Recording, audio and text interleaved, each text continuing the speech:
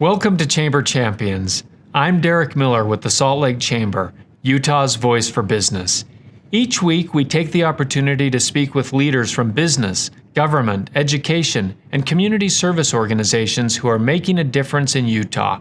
As a Chamber Champion, these individuals are recognized for their contributions and provided a forum to empower their vision and objectives.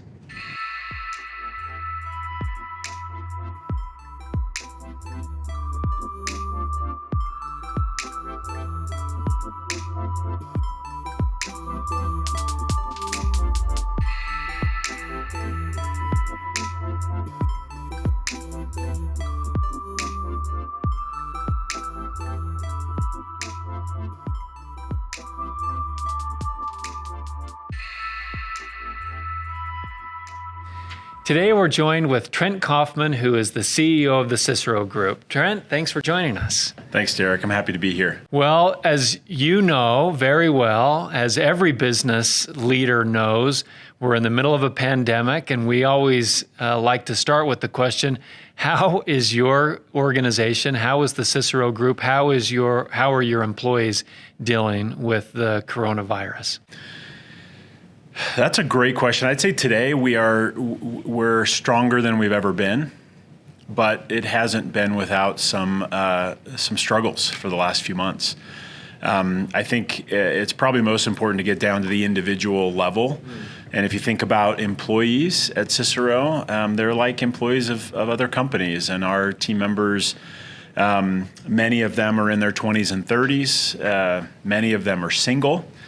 Many of them live alone. And working from home when you live alone creates a whole set of challenges. And so, our people are not immune to that. And it's been hard also for moms and dads whose kids are doing school from home or did school from home. It's hard for everyone for a variety of reasons. There's a lot of anxiety that's induced in a pandemic like this.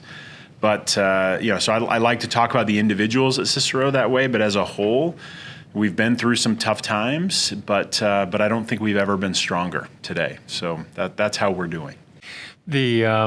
I used to be a management consultant. That's how I started my career. I understand what it means to have clients all around the country, and you're often traveling in order to complete that work. That's hard during these times. How have you adjusted? How have your people adjusted to that? Well, there's a real silver lining there. And the reason why management consultants travel to their clients is mostly because the clients demand it. Yeah. The clients want it. And to a point, we can have greater impact when we're working with people in person. So the silver lining here is that many clients have had to quickly adapt and allow for the consulting to happen virtually. And our teams have, adapted and learned how to continue to have strong impact, even though it's done virtually. And I've said this many times to our team, and I'll say it again now. One of the reasons why it's working is because, most everyone is virtual. If it goes to, some are virtual and some are in person, this new model of consulting virtually probably falls apart.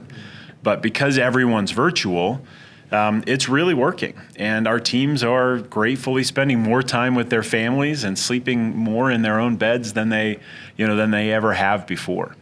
In addition to the personal and company impacts of the pandemic, of course, we know there's also serious economic impacts. And I've just been so heartened to see different organizations, different businesses, large and small, step up, looking outside of themselves, not just what they can do for their business or their people, but what they can do for the community at large.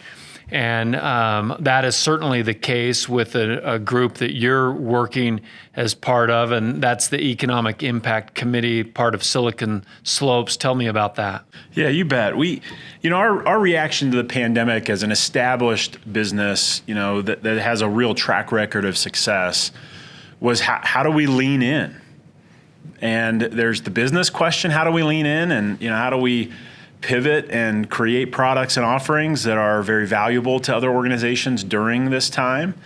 And then there's the community side, right? How do we lean in specifically how do we help? And we had several ideas. One of them was, as you said, we worked on the Economic Impact Committee through Silicon Slopes. The other was SkillUp Utah, and we can talk about that as well. Silicon Slopes, like the Chamber and like other organizations, tried to find its voice and its place in helping. And one of the ways Silicon Slopes felt like it could help is if it could, just create some ideas and some dialogue around what economic impact are businesses in Utah feeling, and what do we do about that?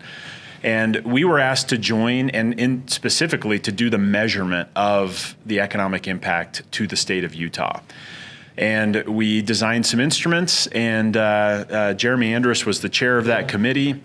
And we created several reports over the subsequent months. Derek, it's when you're a consultant, you take a lot of pride in the success of your clients. So it's not as often that we get to take some pride in successes that we ourselves experience. And Cicero is extremely proud of the work we've done on that committee. We one of the things we really homed in on was when the first set of policies came out that included the Paycheck Protection Program.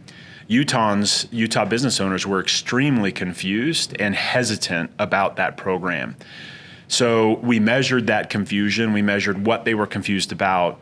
And we helped the Economic Impact Committee create several webinars, tutorials, websites, and we brought other businesses who had expertise in this to bear on, for the community.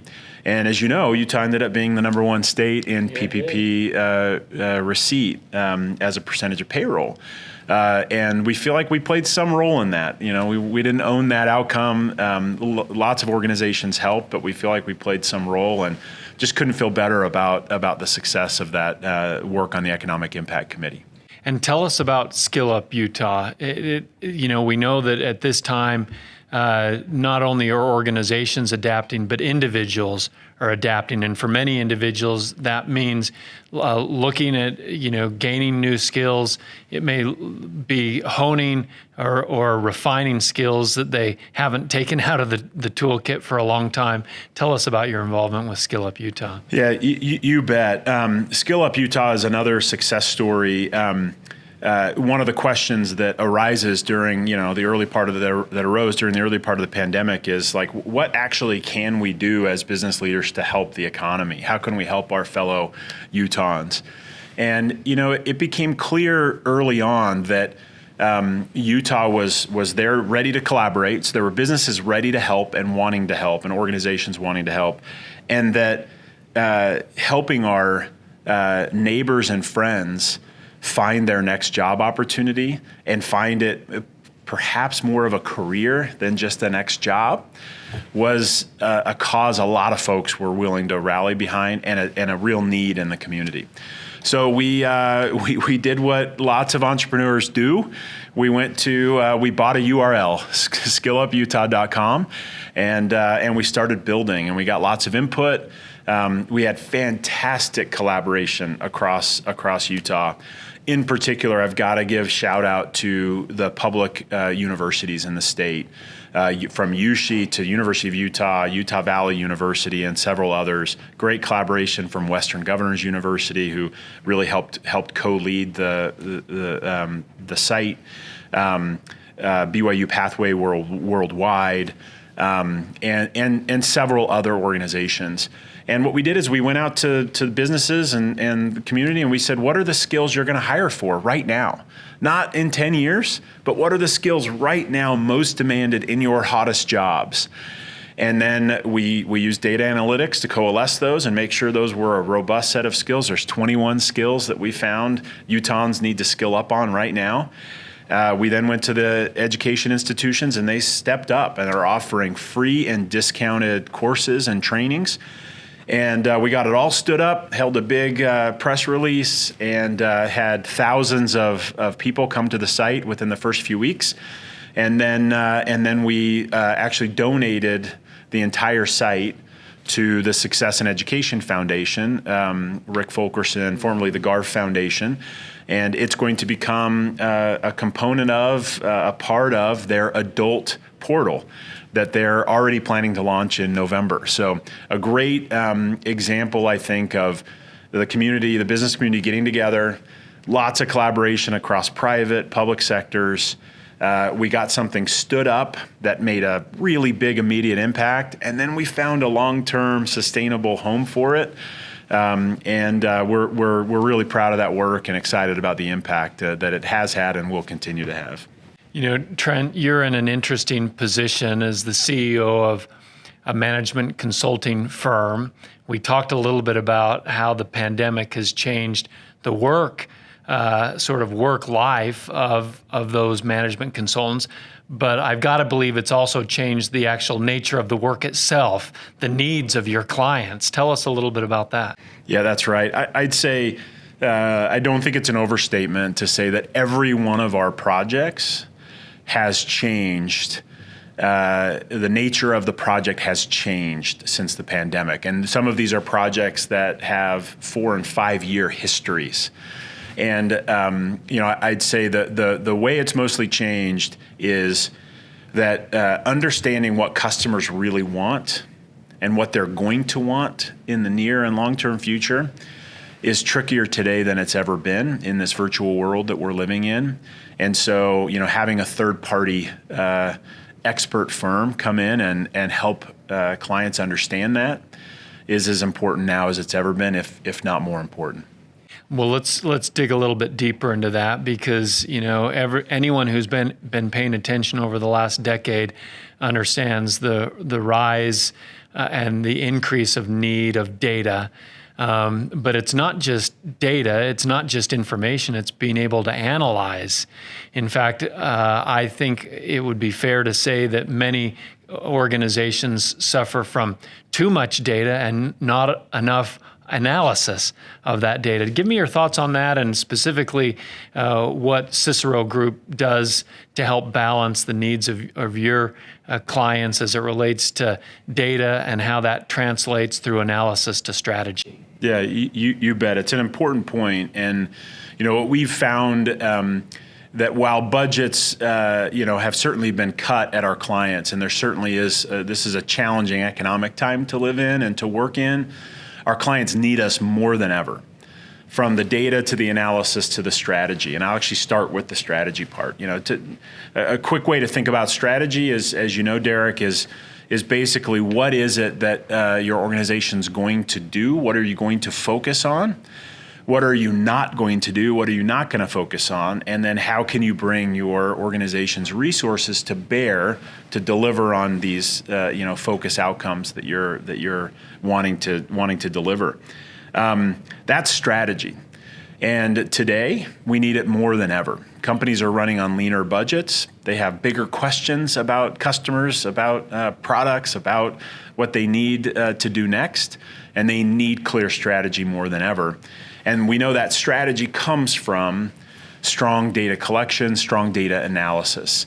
And it can't be old data anymore. You can't rely on surveys or secondary data or even company data from prior to March. You've got to go get new data and generate new insights upon which you create this foundation for strategy. So our experiences in today's world, strategy, data, and analytics are more needed than ever before. It's so interesting to me that so many individuals, families, households, organizations, nonprofits, business associations, even businesses themselves, when the need is the greatest for something, usually it's because there's so many other distractions that it can cause us to take our eye off the ball. So thank you for helping all of these businesses who need it so desperately in these challenging times to keep their eye on the ball, make sure that they are focused on the right strategy and they have the data and the analysis to back it up. And thank you, Dr. Trent Kaufman from the Cicero Group, for joining us today on Chamber Champions. Thank you, Derek. This has been fun.